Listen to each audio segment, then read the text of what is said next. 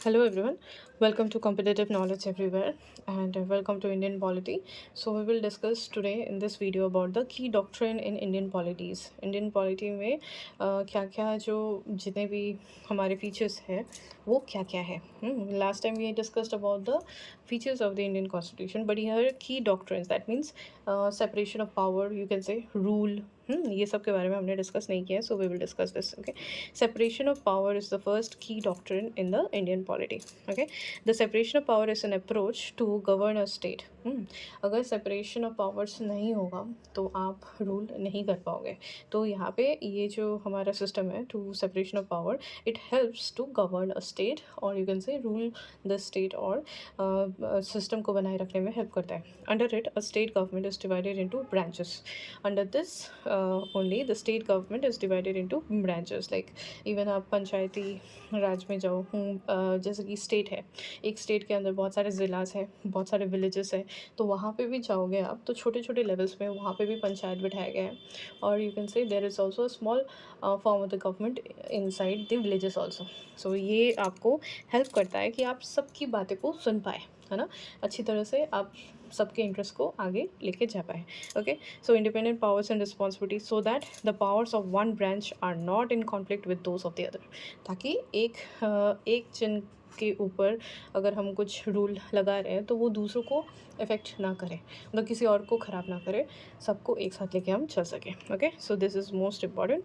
Now separation of power is only between executive and judiciary. ये जो separation of powers है वो दो इंसान के ऊपर है, executive and the judiciary. Judiciary the court हो गया and executive means those who are in government like taking decisions और एग्जीक्यूटिंग, मतलब काम मतलब एक रूल बनाने से लेके रूल कंप्लीट होने तक जितने भी लोग इन्वॉल्व हैं वहाँ पे IAS IPS भी आ जाते हैं, जितने भी गवर्नमेंट सर्विसेज के स्टाफ्स हैं वो भी आ जाते हैं, even those who are in Lok Sabha Rajya Sabha ये सब भी आ जाते हैं. So those executive from starting from making the law to completion of the law.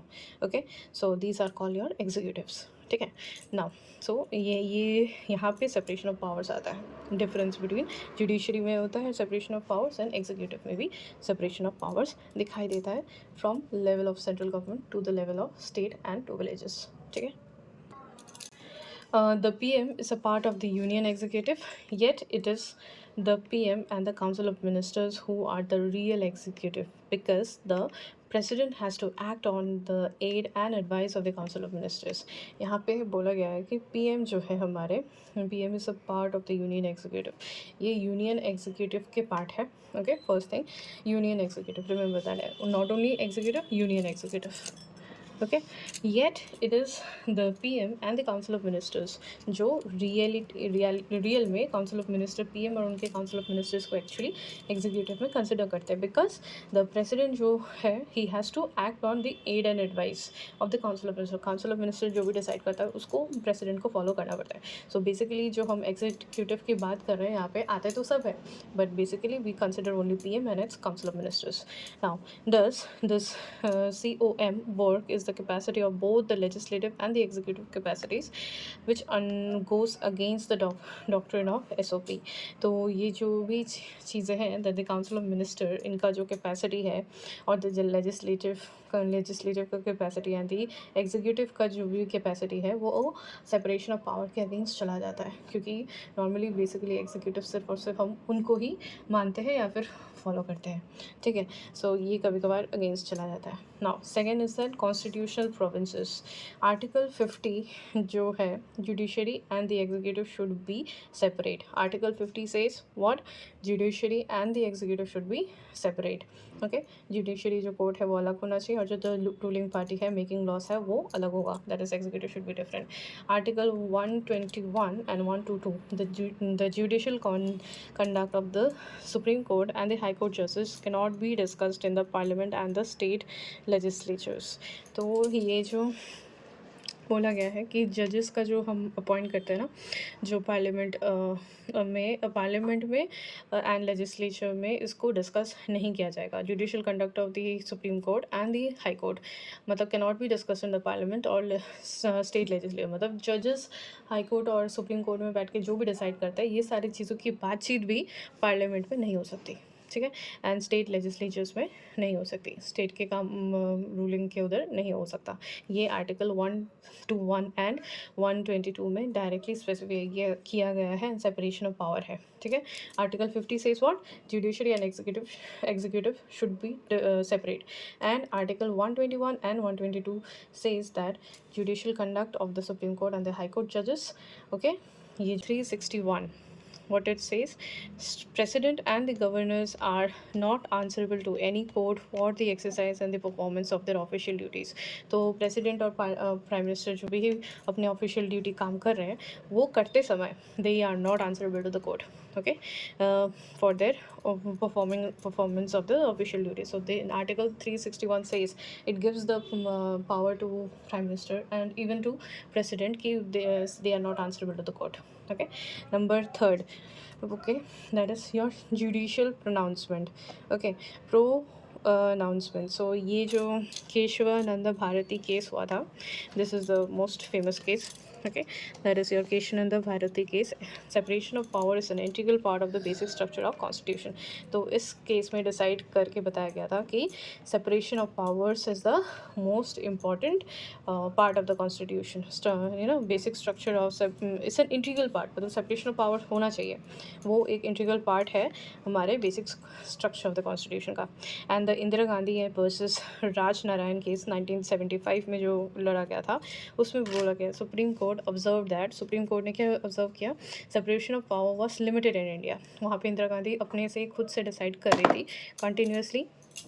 Continuously Indira Gandhi जो है खुद से डिसाइड कर रही थी और अपना रूल बनाते हुए जा रही थी विदाउट इवन आस्किंग और thinking about the state. So separation of power was limited, उस केस में बताया गया it was limited.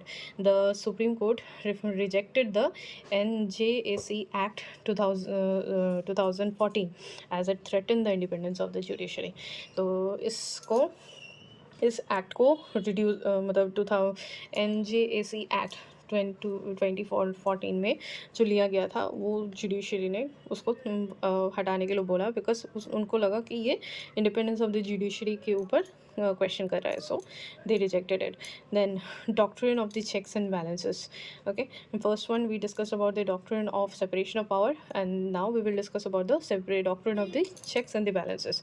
The checks and the balances is a principle of government under which separate branches are empowered to prevent actions by other branches and are induced to share power।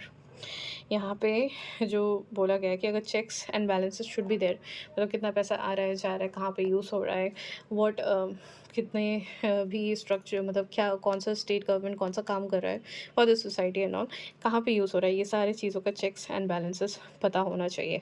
अगर ये नहीं होगा तो यहाँ पे there is you know, तो separation of powers नहीं होगा, empower to prevent action by other branches and induce to share power. यहाँ पे शेयरिंग ऑफ द पावर के बारे में भी बोला गया है ताकि checks and balances perfectly maintain रहे, so that you know so that no one is मतलब किसी भी एक पार्टी को और यू कैन से किसी भी एक स्टेट को इतना पावर इतना पैसा नहीं मिलना चाहिए ताकि दूसरा का हैम्पर हो जाए, दूसरों का डेवलपमेंट रुक जाए, okay. So checks and balances should be there. Checks and balances are applied primarily in constitutional government. तो कॉन्स्टिट्यूशनल गवर्नमेंट में जहाँ पे हम चूज़ करते हैं या फिर कॉन्स्टिट्यूशन होता है वैसे गवर्नमेंट पे normally checks and balances use किया जाता है।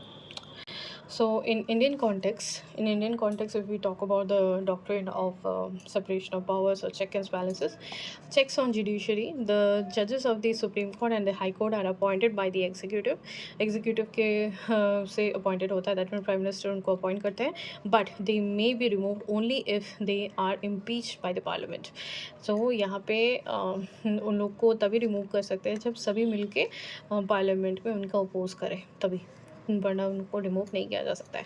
चेक्स ऑन एग्जीक्यूटिव, लाइक ये चेक्स ऑन जुडिशरी है, दैट मीन्स जुडिशरी के ऊपर भी चेक रखना पड़ेगा, एग्जीक्यूटिव के ऊपर भी चेक रखना पड़ेगा ताकि हम दोनों चीज़ों को देख सके, दोनों को देख सकते हैं। अगर ऐसा नहीं हुआ तो प्रॉब्लम हो जाएगा, किसी एक के पास ज़्यादा पावर हो जाएगा, दूसरा अपना जो भी काम है वो नहीं कर पाएगा, ठीक है, and it will not benefit the country. So checks on executive, the executive is responsible to the legislature for for in its functioning, मतलब ये जो एग्जीक्यूटिव है it is responsible to the legislature for its function. Legislature मतलब the Lok Sabha and Rajya Sabha, तो सबकी सहमति and वो सब चीज़ें उनके फंक्शनिंग के बिना एग्जीक्यूटिव भी काम नहीं कर पाएगा, ठीक है।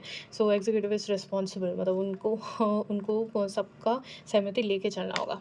Now checks by judiciary on legislature and executive, तो जो जुडिशरी है वो फिर से लेजिस्लेचर एंड एग्जीक्यूटिव पर चेक्स रखता है through the tool of judicial review, वो जुडिशियल रिव्यू के द्वारा, and by using the doctrine of basic structure.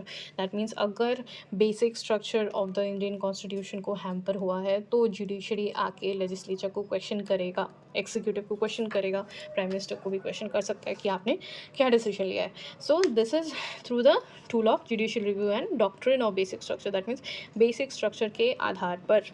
Okay, now doctrine of basic structure of India, what it says, it is the ये क्या है, what is the doctrine of basic structure? It is the judicial innovation that was pronounced in the Keshavananda Bharati case on 24th April 1973। 24 अप्रैल 1970 में Keshavananda Bharati case हुआ था, जिसके ऊपर ये judicial innovation किया गया था, जिसमें देखा गया कि डॉक्ट्रिन ऑफ बेसिक स्ट्रक्चर को आप नकार सकते नहीं हो, मतलब आप जो कॉन्स्टिट्यूशन में जितना जो भी बेसिक स्ट्रक्चर दिया गया आप उसको नहीं नकार सकते। So through this